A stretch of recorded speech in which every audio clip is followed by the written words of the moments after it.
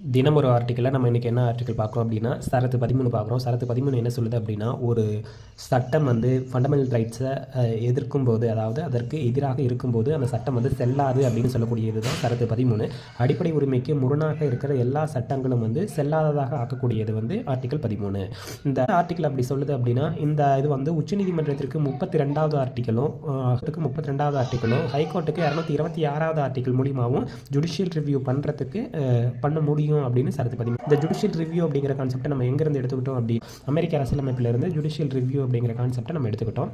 இந்த ஆர்டிக்கல் என்ன சொல்லுது அப்படின்னா, எதெல்லாம் சட்டங்கள் அப்படிங்கிறதுக்கு கீழே வரும் அப்படிங்கிற மாதிரி சொல்லுது. எதெல்லாம் சட்டங்கள் அப்படிங்கிறதுக்கு கீழே வரும் அப்படின்னா, பாராளுமன்றம், மாநில சட்டமன்றம் இயற்றக்கூடிய எல்லா சட்டங்களும், குடியரசுத் தலைவர் அல்லது மாநில ஆளுநர் இயற்றக்கூடிய சட்டங்கள், தற்காலிக சட்டங்கள், அவசர சட்டங்கள், அறிவிப்புகள், விதிமுறைகள், ஒழுங்குமுறைகள், மூலச்சட்டங்கள், ஆணைகள், அவசர சட்டம், உபச்சட்டங்கள், வழக்கம், வழக்காறு, இப்படி எல்லாமே சட்டங்கள் அப்படிங்கிறதுக்கு கீழே வரும். ஒரு சட்டம் வந்து அடிப்படை உரிமையை மீறும் பட்சத்தில் அதற்கு எதிராக, அதாவது அந்த சட்டம் செல்லாததாக ஆக்கக்கூடியது சரத்து 13.